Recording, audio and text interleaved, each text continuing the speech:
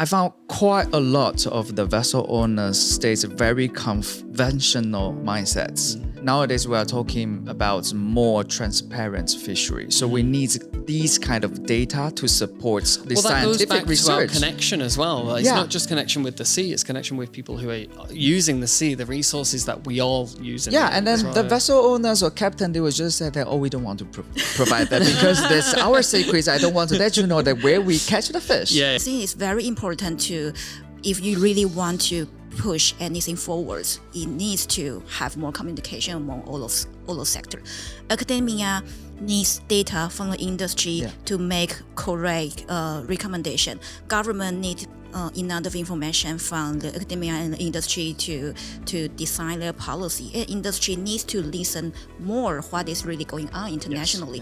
So we just really lack of this kind of connection. Totally agreed. Hi there, I'm Dr. Aziz Muller. You're listening to the Ripple Effect podcast, where we discuss some of the most current issues in and around Taiwan and why they should matter to you. After all, whatever we choose to do or not do can create ripples that have major consequences. This series is brought to you by TaiwanPlus, in association with our original docu-series, Our Ocean. Now, let's not waste any more time and dive right in. Today we have two very special guests and we're going to be talking about fishing. Over 60% of the global population live in coastal cities and towns, so fishing is an industry which is so important to so many around the world. And I'm going to leave it to you guys to introduce yourselves. Hi. First of all, it's very honored to be invited. My name is Hao. I have to say that I completely different backgrounds from Aziz. My family, my entire life is very fishy. And then my family actually do the fishing business. So family business involves shipbuilding, and then we have distant water fleets, mainly for the squeeze nowadays. But my career is totally different from my family business. I'm a consultant for seafood companies, for some fishery companies, to help them adopt management systems towards more sustainability manners. Fantastic. Nice to meet you. Hi everyone, I'm Ting, Guo Tingjun. My life is much more boring compared to how I'm currently an assistant professor at National Taiwan Ocean University. So my main focus is on fisheries stock assessment, especially on the bycatch species and multi-species, multi-gear fisheries. So it's very happy to be here and talking about fish. Perfect, awesome. So I kind of want to start off with maybe on a negative point. I have quite a negative view of the fishing industry. I'm a coral reef ecologist, so maybe my views come from a different area from you guys. Like, why are you guys so interested in fisheries? Should I have this negative view? Is it justified? Do you have a negative view of the industry? What do you think? Okay. Do you want me to start? I could be very negative.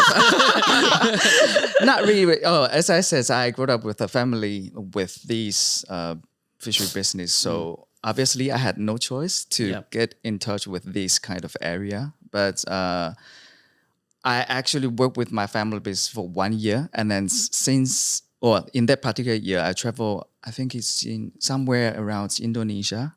And I just felt like, wow, a lot of fish is coming from one vessel and then endless coming out from the hatches. I just feel like, one day it's going to be end of the story. And then after that, I returned back to Kaohsiung, I start doing the research and then thinking that, we might have the same issues as petrol or fuel. So I think you're right that somehow people can have negative impacts. Like I grew up with this background, I still have this negative impacts, but I think we should turn it. We have to face or encounter these issues and then try to make it a better way. Definitely. Yeah.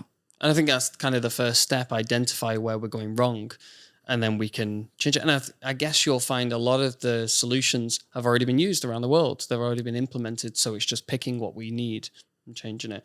Ting, should I have this negative view? Well, actually, I would say this kind of negative views coming from when this kind of things become industrialized. Yeah. So when it has a long history, people rely on the natural resources, no matter fisheries or forestry. People just need to use those kind of resources. It has a quite long history, and people never have this negative view when 100 years ago. But once it gets big, always there is some bad things may happen. But at the same time, I think it's still a very fascinating field because you can see how people interacting with those creatures, those wildlife in the sea and the nature. It's actually always trying to see a balance between that, and I think it is quite fascinating. I think, to be honest, I think that's kind of the same with even recreational stuff such as diving. Obviously, like in COVID, there was a huge peak in interaction with the ocean in Taiwan, people going to dive and free dive, and I always saw it as kind of a good thing because people are getting involved, but there's a balance of it where we're stepping too much and we're degrading it. As I mentioned, 60% of the global population live in coastal towns, and Taiwan is no different from that. You know, down the west coast, we have millions of people living here. Do you think our relationship with the ocean is good? Do you think it's getting better? Do you think it's improving? Do you think we are going down like the sustainable route of our relationship with the ocean, or do you think there's still a lot of work to do? Well, I would say actually Taiwanese relationship with the ocean is actually quite far. I believe that you have talked about this in the previous episodes. People actually comparing to other island countries that most of us grown up with very little experiences with the oceans. Right. Many of us even don't know how to swim, and we know seafoods when they are on our plate, but we cannot even recognize them. When we see the fish, we are not quite sure what species they are and where is the environment they live in. What are we actually eating? Exactly. Yeah. So I wouldn't say that we are very close to the ocean, but certainly the ocean and the whole industry is so important to us because that fishery is actually a very huge industry in Taiwan, but most people don't know. Yeah. So if you liked our content from today, please like and subscribe on YouTube, but also on TaiwanPlus website, and we'll post all of our links to social media below. Make sure you like this video and subscribe. I remember last time we spoke, maybe dinner at your house. You mentioned like the second largest fleet in the world. Yeah. And that is just stuck in my mind like ever since. And I tell everyone, and no one knows. Like you said, it's a very unknown thing that Taiwan has such a large fleet. And I think it's second to China in this. Where has this come from? Why have we got the second largest fleet? We are nowhere near the largest population or land mass. So where do you think this has come from? Well, first of all, we used to be the first one. And then it's because of the Chinese government have the subsidies. Right, okay. So that they become bigger and bigger. Yeah. But I think we kind of have the same roots in the past. I think it's back to 1950s and 1970s. That particular period that Taiwanese governments try to increase the foreign exchange. Right. So they sort of invest a lot in this area where we can bring back more foreign exchange. So they're kind of encouraging people to get involved. I think it's a industry. combination of policy and also the support from various stakeholders, including banks, that the private sectors could have easier access to the mortgage. Right. Okay. Yeah, and then afterwards, because it's quite similar like what the economists say, that's path dependence. So from time to time, the supply chain stakeholders stop developing, so supports from cold storage, processing plants, and also the global networks. And then it just helped the Taiwanese fleet become bigger. And so it's kind of everything was pushing Taiwanese fleets to become larger and larger, and now you can see them all over the world. Yeah, and actually, I think it also relevant to the history of we have been colonized by the Japan. Yeah. So our fishing industry actually has been affected quite a lot by the Japanese fishing methods. Yeah. So even now, you can see that many of our vessels is more like Japanese style, and many of our fishing ways is like Japanese style. So Japan is also the second or third fleet in the world. So it's like just all together. It's a lot of things. I find that Taiwan has been influenced so much by people that have come here, and they've kept the things that kind of benefit Taiwan. And one of those, I didn't know that. Like I didn't even think about that about Japan. Their influence on this place in terms of fishing. Oh, fantastic. So speaking more about Taiwan, how important is Taiwan, second biggest fleet in the world for world production of fish? How important is Taiwan in that? as you say, Taiwan is second largest fleet in the world, but I think we'll have to circle back a bit. That it's actually second biggest tuna fleet in the world. Right. Okay. So, but in terms of tuna, the biggest markets are either European, US, and Japan. Okay. So not a lot of Taiwanese actually eating tuna. Okay. Yeah. So most of it is being exported. Yeah. Right. So first of all, it is like helping the entire supply chain. It's caused by Taiwanese fleets, Korean fleets, Chinese fleets, but actually supporting to Thailand, Vietnam, and Philippines probably for processing. Yes. And then sent to the market countries like European countries and the United States. So do you think that production is too much? Do you think it's okay to be at that level? Do you think it's, what's your kind of view on how much we actually catch now? Is it actually sustainable? Is it a good thing? You know, because these markets, Europe, America, and Japan are huge, like 500 million people in Europe alone. And I know we eat a lot of fish, for sure. So should that demand decrease? Should we be catching less? What do you think? It's actually case by case. So we have to talk about this species by species because every species is at different situation. Some, if you just focus on tuna, some tuna species are, and at some area are quite sustainable, but at the meantime, some other tunas are more in danger. So, so it's very difficult to say that we are overfishing generally, but we still have successfully maintained the stock for certain species. Yes. Yeah. So with that, how I know you go to like seafood markets a lot. What you're seeing there, is it what we should be catching? Is it something which you kind of like disappointed about if we catch certain species which we shouldn't be? Is that prevalent or is it quite good in Taiwan? I think overall speaking, I think Taiwanese government do a good job, relatively good jobs in terms of let us say distant water fishery management. Because previously we had some bad records. I think it's 2015. We got a yellow card from European countries For catching certain for species. I think they are accusing Mostly because of IUU. Yeah. IUU stands for illegal, unreported, and unregulated fishing. Okay. And then after that, it spends around 2 or 3 years. Then Taiwan become one of the strongest legal frameworks in terms of distant That's water. good. So they took the yellow card and actually learned from it. And so what does the yellow card mean? Is it like a warning? Yeah, it's a warning, and in turn to red card that you are banned to export to European. So they ban exports. So that's kind of like a really good If it mechanism. turns to red cards, obviously. Right, okay. A yellow card is kind of in the middle. We tells you that yellow card. If you do, So that's kind of a good example of actually taking that on board and changing things. Perfect. but I didn't try to say that Taiwan had poor management. It is just that our fleets are super huge. Yes. So you need more effort to become better. Yeah. Yeah. And you also need more effort to regulate as well, the larger it gets, for sure. And then it's not just a distant water fishery, like coastal fisheries. I think Taiwanese government, like Professor Ting just mentioned, that they spend a lot of energy studying how specific fishery or specific species need to take care of, like mackerels in northern water.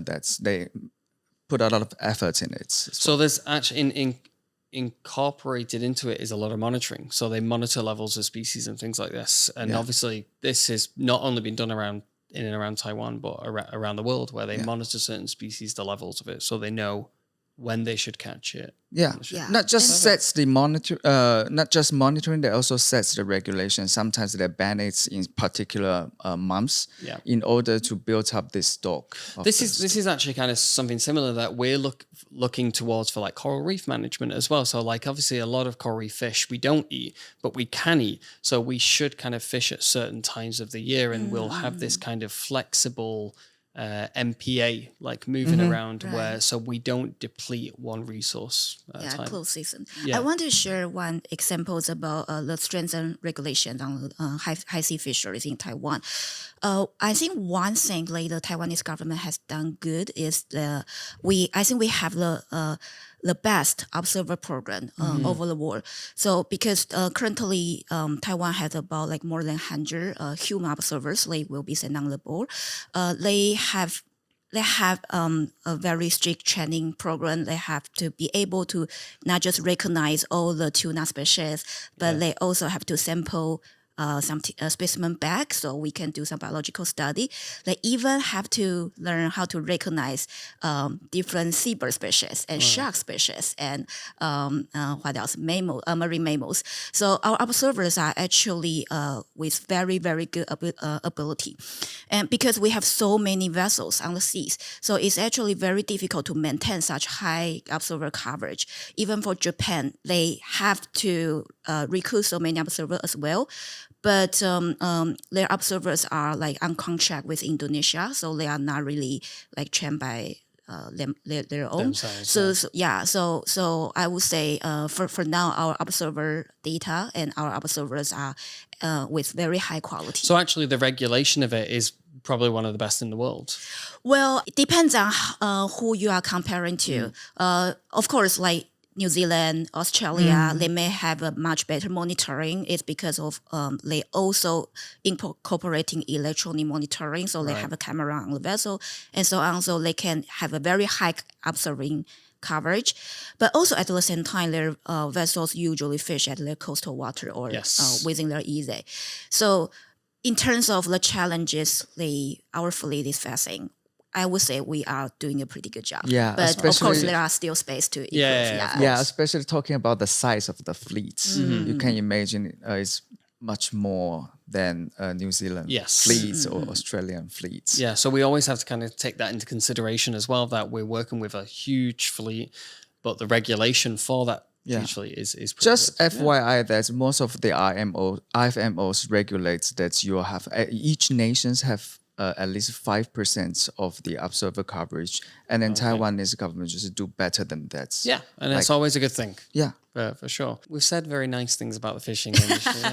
But I kind of want to know some stuff about the degradation. Like, there has to be a negative consequence of it. So what are some of the negative consequences of the fishing industry in Taiwan specifically, and the solutions to it?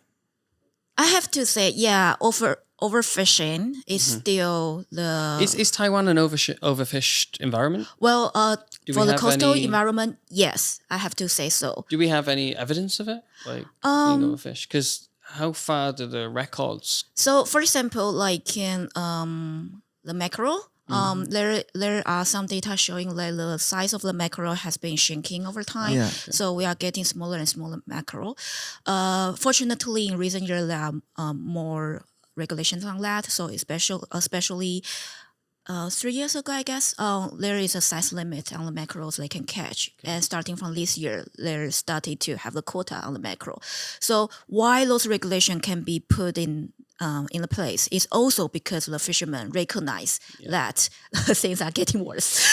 Right. Okay. So it's kind of good that they're seeing it firsthand. They're recognizing it as well, because I guess that's kind of a struggle between the stakeholders involved. Right. And I just want to add a bit that speaking of mackerels, sort of want to echo what your experiences previously. You mentioned about the collaborative efforts from nearby nations. I just want to say that the stock of mackerel actually shared by Korea, China, Japan, because we are around the similar water. So we really need to work with these neighbor countries to in order to make it more sustainable. We find that in like coral reef ecology as well, that the transport of for example coral recruits, it's not just the Taiwanese corals are going to Okinawa, it's going to Japan, going to even Jeju Island in South Korea. Oh, that's interesting. I didn't know that coral they can swim. As babies. And we get ours from the Philippines. So actually, investment into, for example, Philippine conservation of corals will benefit us as well. And it's the same with Japan, South Korea, and China-ish. To Taiwan as well. So it's at any one point we're harboring their diversity, their biodiversity as well. So it's kind of even more evident in the fishing industry that all of these countries are using the same stock. And so we need to have better communication. Is the communication good? between the countries. between the fishing industries? between Without getting Say too that again. heavy on this subject. Is the communication good between the fishing industries, between these countries? Well, Taiwan and Japan cooperate quite more often. Is it just going to be one country? Well, I would say still depends on the region and species. Yeah. So for some species, those countries are more willing to cooperate Yeah. together, like mackerel, like Pacific sauries. But for the other species, there are much less communication, especially at the Taiwan Strait. Yeah, like mullets, right? Yeah, right, exactly. Mullet this year is also very at very bad shape. So, but it's also because at the Taiwan Strait, most of the fish going through, they are like pelagic fish, which means they migrate quite a lot. Yeah, they yeah. don't stay. So it's actually very difficult for Taiwan, if just Taiwan alone, to do something. But at the same time, we may not be really understand their migration routes. So Right. we don't even know who we should be cooperating with. So And in terms of good data, you need to have the good reporting system. So only if that's we also can a problem of work coastal with the fishing. others, and then we know that how much Taiwanese fleets catch, how much Chinese fleets catch, then we can all put We it can have a into good understanding of the stock. Yeah. Right. Yeah. But we for just- now, there's no such data sharing scheme. No. Which is pretty surprising with the countries we have around here and how much they actually catch. You would think they would care about stock. I'm sure they do, but the communication is maybe not Right. there so strongly. Yeah. So where are we in terms of sustainability? In terms of the sustainable fishing industry, how would you describe the fishing industry in Taiwan? Are we on track to become more sustainable? Do you think there's a lot more that we can do, or do you think we're in good shape? I would say we are certainly much more aware comparing to like 10 years ago. Okay. 10 years ago, before I started my PhD, it was like almost nobody have ever heard about sustainable fisheries. It's not a term like in our daily life. I But did my master thesis in sustainable fishing. I mean, 10 years ago. But nowadays, like everybody have heard about that. Yeah. Yeah. So I think it's quite improved a lot. So, but still, we still have a lot of things have to be done. For example, like the data recording for our coastal fishery, for example, like the monitoring we just talked about. But things are getting better. And we are still I think because this term sustainability has become a household kind of word Yeah. that we use. And we spoke about it in previous episodes of the podcast as well, like sustainable tourism. So it has become a very kind of common word that people use and people know about it as well. Do you think there's any external pressure on Taiwan to kind of change, improve this from other countries that have gone down the sustainable route?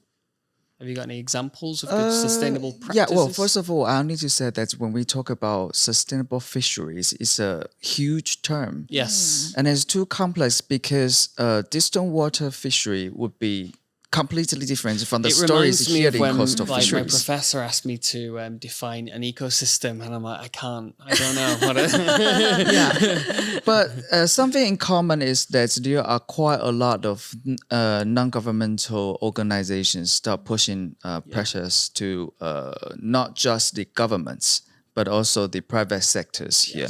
So I think with these kind of public awareness become better and better, that's the customers or consumers start knowing that, we should take care of this kind maybe of issues. think about what we buy and things like that. Yeah. But overall, I have to say that in take coastal fishery as example, the regulations, there are more regulations toward different kinds of fishery, different kind of species, where probably 10 years ago it's just 3.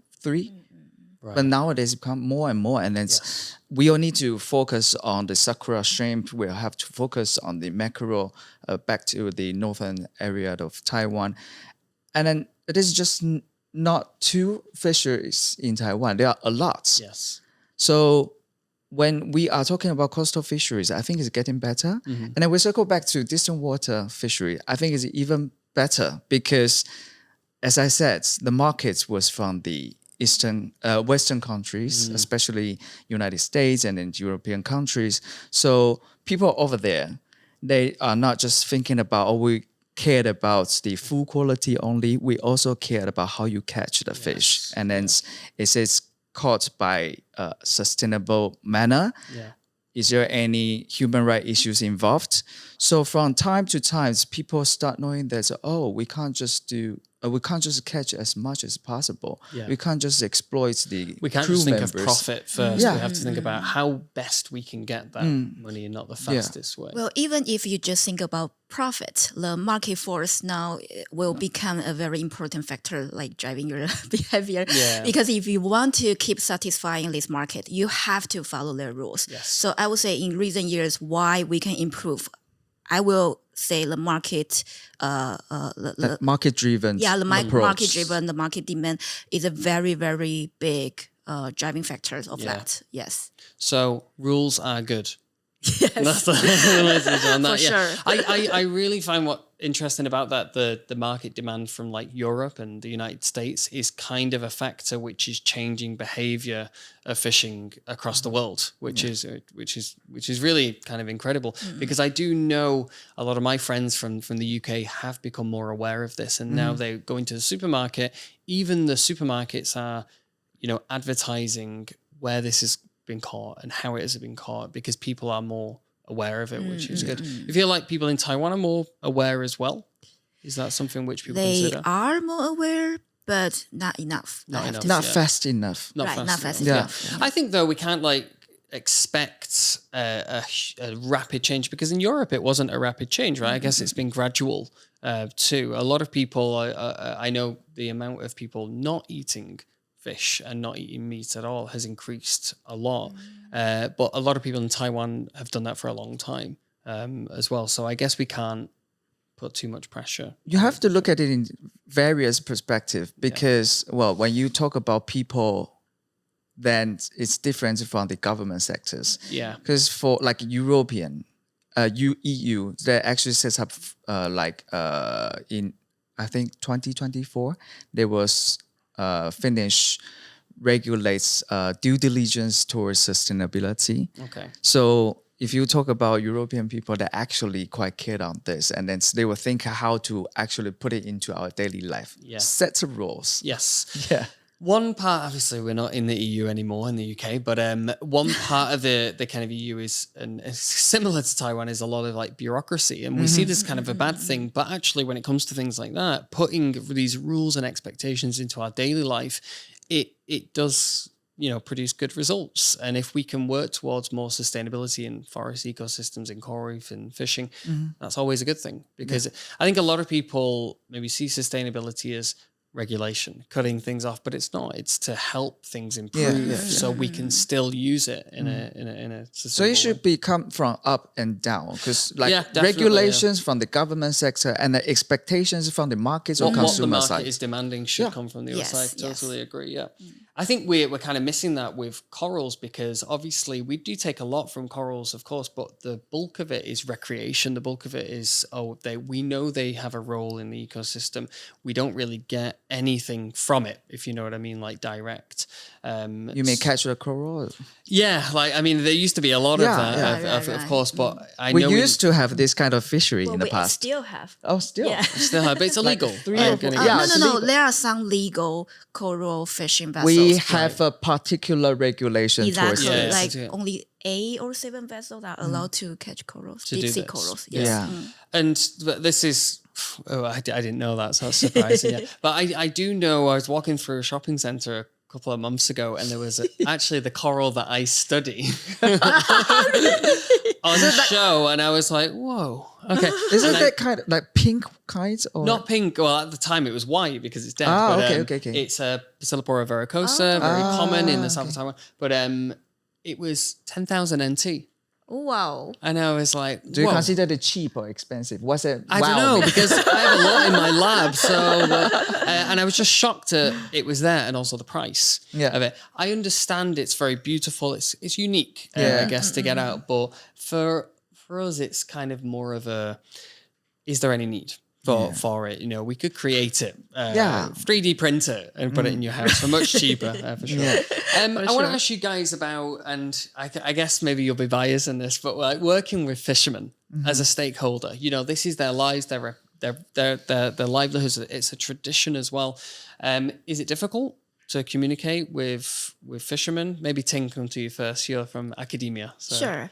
Well, I have to say, people usually thought fishers are a group of people, but actually there are many different type of fishermen. So they're very heterogeneous. So speaking of working with the fishermen, I would say sometimes you have to really learn what they want. They all know about the situation that our ocean is currently facing. They all know our fishery resources going down. Many of them are willing to be regulated, but it's the way that how we regulate them. I think they have been going through experiences. Their voice is always been neglected, so they have very, very, very weak trust with the government. So it turns out that once the government want to put some regulations on them, they will jump up and against that. But it's not because they're really against the regulation. It's because they're against the government. So that's a good point. Yeah, that's because for example, like this year, we are helping the Ilan government to trying to understand local people's opinions on whether they should establish a new MPA, marine protected area. We can see some fishermen are support that, some fishermen do not support them. At the first, fishermen are fighting with each other, but after some time, you will find that for the fishermen who are against to that, they will say, you're just not listening to us. You are just not listening to the gillnet fishers. It's just always the longline fishermen are talking. Always the setnet fishermen are talking. We gillnet fishers, we are fewer people, so you never listen to us. But eventually, if you let them talk, like 1 hour or 2 hours, you will find that they're actually okay with the total fishing ban for all the fishing gears. You just not have to banning a certain specific gears, then they will accept the regulation. So there is room for compromise there, of course, because they recognize that there's issues that we need to resolve. Right. So sometimes you just need to be more patient and listen to them and try to find some balance between them and try to find what they can accept and why they cannot accept a certain regulation. There will always be reasons. Yes. Yeah. So speaking of the kind of mistrust between the fishing industry, these fishing groups and the government, does the fishing industry still have the same weight as it did, 20, 30 years ago? Does it still have the same power not over the government, but influence on government? Or do you think this power is slowly declined? So an example of this, in the UK, the fishing industry was a leading voice for the Brexit referendum, why we should leave the common fisheries policy and things like that. And that was a big success. So leaving. And so a lot of people kind of heard for the first time in a long time, their voices and their concerns. And I can kind of empathize with them. Things haven't got better leaving, for sure, because we are also in a similar situation. Our stocks are depleting. The amount of fishermen is also going down, but that demand is still there. So do you think they still have the same power in our influence on the government? Well, I think the power of the industry is still pretty strong. Of course, because they want to maintain their benefits, they want to maintain their rights. But also at the same time, I can see some changes. So, for example, how can I add on that? Many huge fishing companies now starting to welcome some new regulations. For example, putting a camera on their vessel. For example, what else? Putting an observer on their vessel, using e-logbook, checking their fishing rules, such kind of things. Because kind of finally recognize it is a trend they cannot stop. The monitoring has to be strengthened. The market is asking for more surveillance, and they need eco-labeling for them to sell the product. So you can see that they are changing. More and more fishing companies become more voluntarily to welcome such regulation. But of course, there will always some people are more progressive, some people are more there's always a variation in how much people want. Yes. And it wouldn't be unfair to come back to you, but what is it, the influence of the fishing industry, and what's it like working with people in the fishing industry? I'm sure your family are lovely. I can't speak for them, but when we talk about the interactions between the governments and the fishing sectors, let us say, I think it depends what issues. Right. When the fishing sectors face particular pressure from the international friends, they will blame that this is the responsibility of the government. So when there's kind of international pressure to say the government aren't doing enough. Yeah. Right. Okay. Or the government should help us to find out the solutions. Yeah. But in fact, if the stakeholders, the direct stakeholders, which is the fishermen or that is the vessel owners, didn't come together and then pop out with the overall solutions, how can they make it successful? Yes. So we can't just expect the governments to come up with the regulations to help the industry. You have to come up with the methods, approaches, so that we can work together and then make it a better situation. Kind of like, this is our aim, this is where we want to get to. Yeah. How can we all get there and be comfortable about it as well? And then it is also very worthwhile to notice that I find there's quite some, the coastal fishery, I can't speak for them because my experience with coastal fishery was like back to 15 years ago when I was a coastal fishery observer. But for the distant water fishery, I'm still quite actively interacting with. I found quite a lot of the vessel owners stays very conventional mindsets. They keep telling us that, in previous time, we didn't need to do this, we didn't need to report that, we didn't need to use the computer. But the fact is that the world is spinning, the world is moving. You have to change. It is like the older people back to 10 years ago, they don't need to learn how to use a smartphone, but nowadays they still use it to access Facebook or even Instagram. Yeah. So we face the issues that's quite a lot of the fishermen or the captains, fish vessel owners in the distant water fishery, that they are quite close-minded or fixed mindsets, that they don't open their mind to accept the international's comments, opinions, and then try to make it a better way. That's such a difficult line to walk as well, because this word tradition and part of our cultural heritage in Taiwan is fishing. So it's a very difficult thing to then want to change, because I have this view and the rest of the world also has this view.